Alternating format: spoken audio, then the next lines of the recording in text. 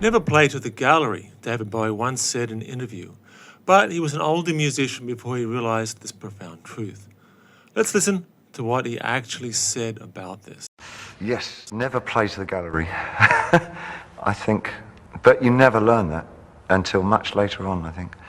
But never work for other people at what you do. Always remember that the reason that you initially started working was that there was something inside yourself that you felt that if you could manifest it in some way, you would understand more about yourself and how you coexist with the rest of society.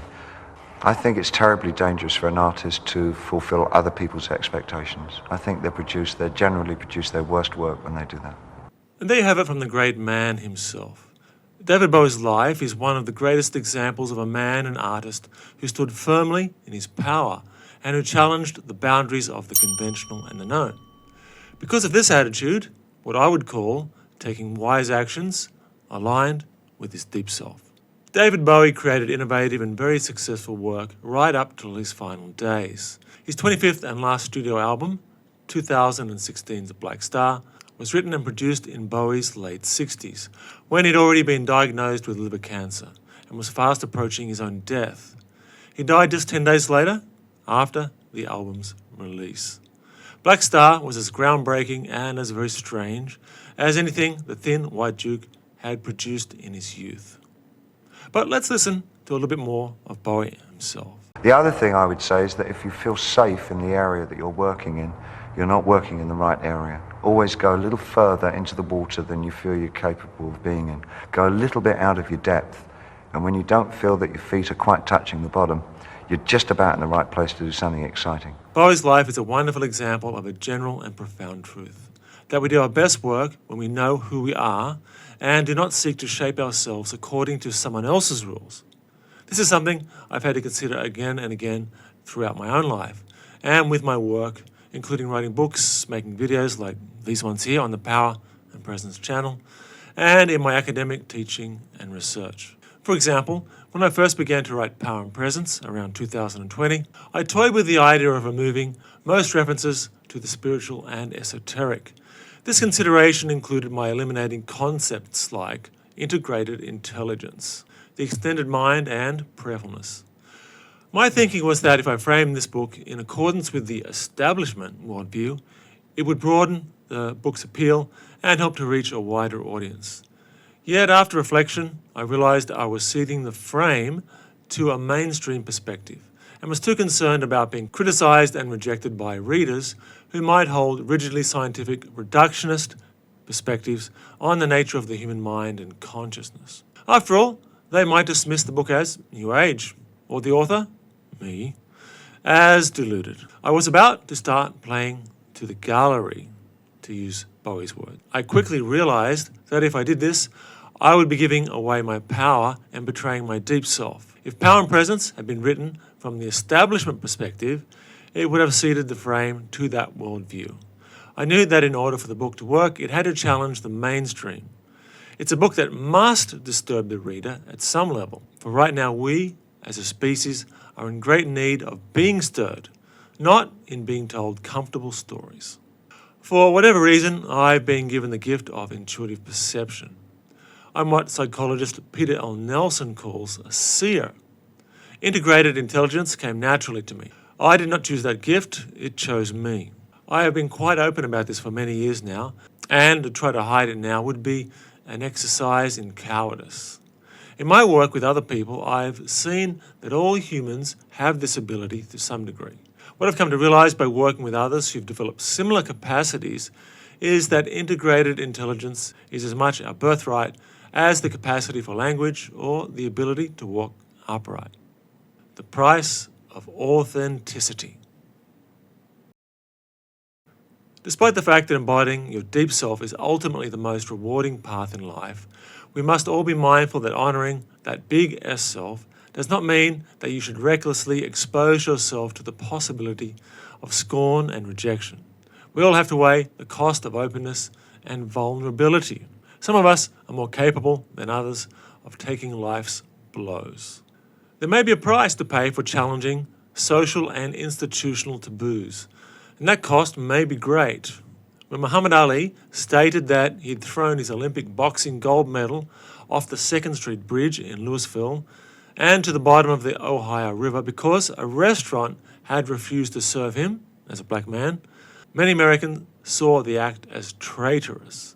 Though doubts later arose over the authenticity of Ali's story, we can assume that in telling the story, Ali was trying to communicate something very important to him, that racism was still a part of American society and abhorrent to him as an African American. Still, that did not protect him from the backlash that came, but in the long term, Ali gained great respect. But we have to realize that such respect may take a long time, or it may never come at all.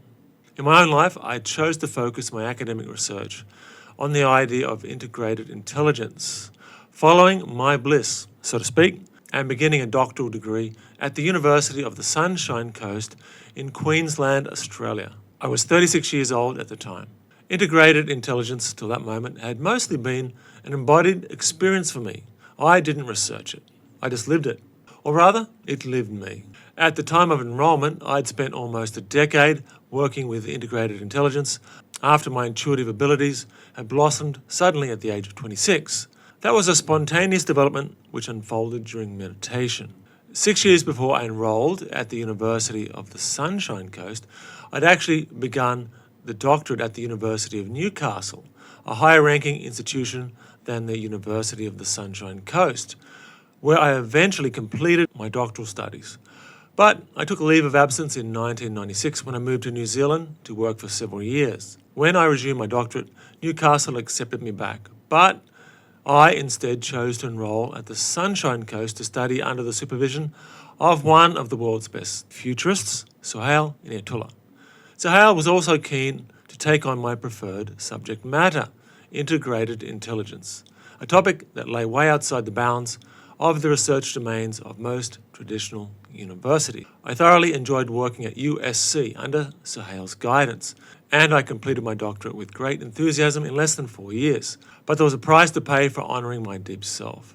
USC is in many ways a wonderful institution set on an idyllic rural campus with postmodern architecture and where kangaroos bounce around.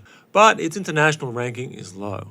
Also, the field I was about to study, critical future studies, which is closely related to strategic foresight, was not a well-understood discipline in Western academic systems, though it's starting to change now. Further, by focusing upon the esoteric subject of integrated intelligence in educational contexts, I added a third potential obstacle to my academic future. Thus it was that over the following decade, I was repeatedly rejected by all universities for any full-time position.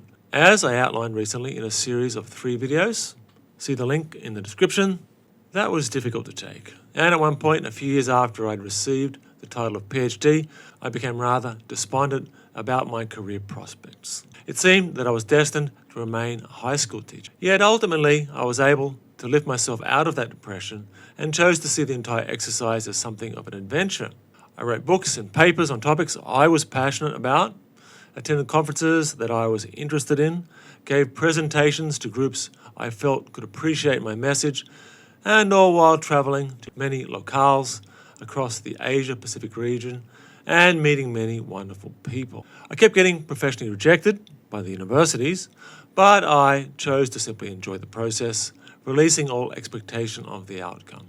In David Bowie's language, I typically played my own tune, not necessarily what others wanted me to play. But I should add that I did respect my audience and listen to them. We all have to do that to some degree.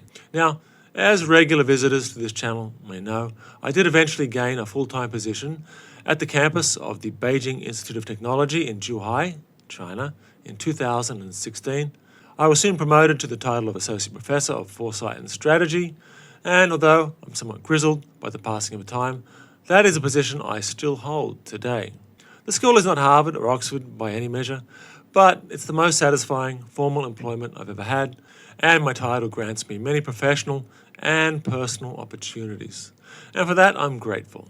I'm also a foresight consultant with the Higher School of Economics in Moscow, which is a little more mainstream, but I do enjoy the opportunity of working closely with their faculty and leaders. It does stretch me, but as David Bowie might say, if you aren't doing something a little uncomfortable, you probably aren't learning anything.